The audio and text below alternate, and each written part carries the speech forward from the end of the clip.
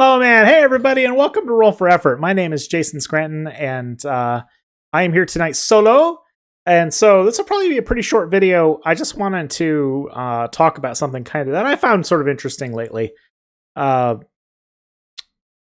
we as dungeon masters tend to be great consumers of books and information, and draw that stuff in like crazy. And lately I've been on an interesting kick where I've been going back and I've been sort of looking at our roots at least the base of the current age of Dungeons and Dragons 5th edition by Wizards of the Coast. And honestly, there's a lot of really good things in it that I think get overlooked by folks like myself who are a little bit more out there into the indie crowd and that kind of thing. And so if you haven't seen this before, this is so really quickly what I have up here in the background. This is D&D Beyond, and I highly recommend it. It's not at all what I thought it was when I first started looking at it. It's really an online bookstore where you can access all of the material that's out there, once you purchase it. And what's really neat is that it does kind of the thing that you wish the paperback could do, which is that everything is hyperlinked. And so if you need to find information, it's much easier to locate the information from here than anywhere else. So I think it's worth a look at if you haven't looked at it in a while. And there's a ton of really good stuff in the Dungeon Master's Guide.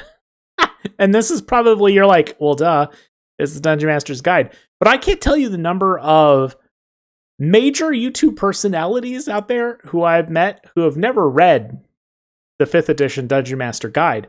They often they like, it's WotC, it's, it's gonna, they have sort of an opinion that it's going to be sort of overwritten and there's not a lot of meat in it.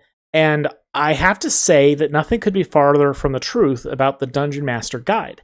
It is actually jam-packed with really good ideas and information, and it has very little to do with what I think we often think of as the rules to Dungeons and Dragons, right? Because the actual rules are found in the free basic rules that are online or in the player's handbook, and some of the rules are definitely here in the DMG, but a significant portion of this book is dedicated to helping you understand very easily how to run stories and tell stories and craft stories. And it comes absolutely packed with tables and charts to kind of help make that easy.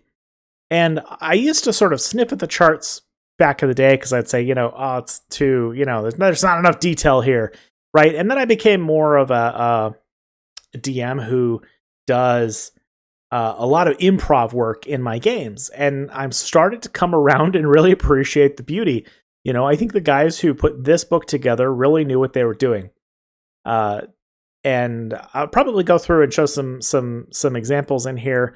My favorite section, absolute favorite section of the book. If you're going to look at, if you're going to blow this off and if you're going to look, you've got a copy of the DMG at home and you want to take a look at it, the absolute best section, in my opinion, is right here, Chapter 9, The Dungeon Master's Workshop.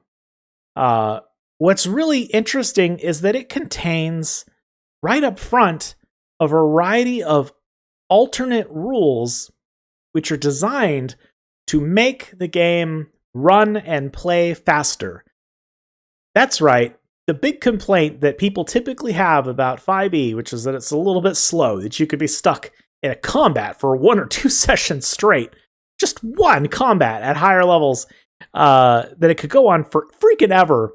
It has some really neat rules variants on how to speed that up, and some really creative stuff. Like, for example, instead of using a straight proficiency bonus per level, you could roll a die, which equivalates out to that variant level. So I'm not going to go into all of it. Like I said, I really wanted to keep tonight's video very short, and I may be putting out another video this weekend to kind of help compensate for that. This is just sort of very spur of the moment, and I think that if you've never looked at the Dungeon Master's Guide, it's worth picking up, cracking open, and just taking a peek. I started myself on a little mission where I was going to pull out all the roll tables from the book that I thought were useful. And I started a document, a Microsoft little note document, and I started clipping out little screenshots of all the tables that I thought were worth keeping around.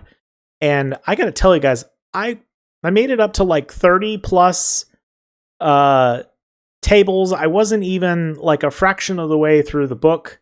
I was like in like chapter 3 or 4, and I had just a crap ton of stuff.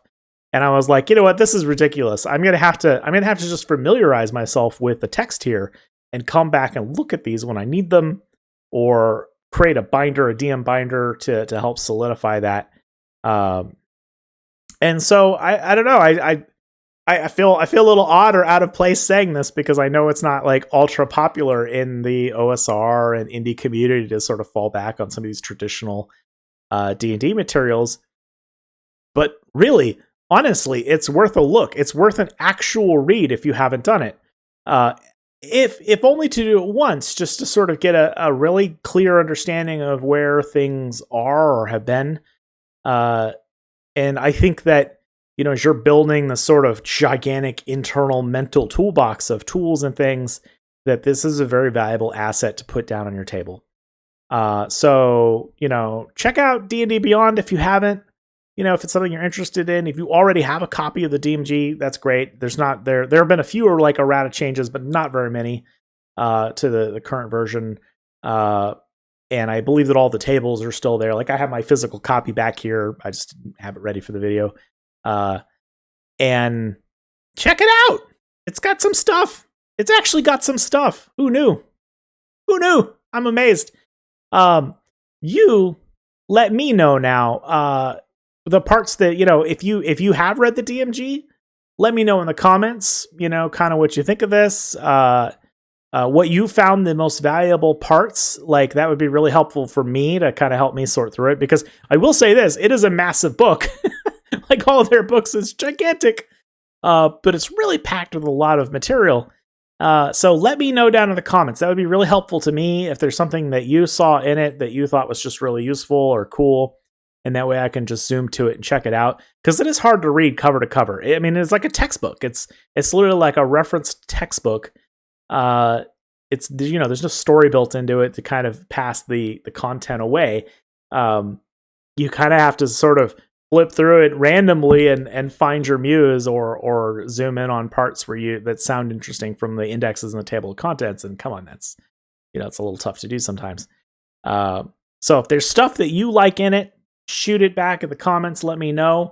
If you think I'm missing something major here, let me know. And if you think this video is complete garbage and you want to see you know, something else, or the normal regular scheduled stuff, let me know. We're always looking at what people want and trying to be flexible. You know, the whole point of this, the whole goal here is to help you run a better game, and you know, to make it a little bit easier for you to get information about some things sometimes, and to help kind of bridge the gap between the mainstream and the OSR world. Because I think there's an excluded middle that's often overlooked. Humans love to set the bar and say, you know, this or that, or I'm on this team and you're on that team. Like, people really like to do that. But I think when you do that, you really lose the opportunity to miss a good chunk of the stuff that's actually pretty good on both sides of the fence.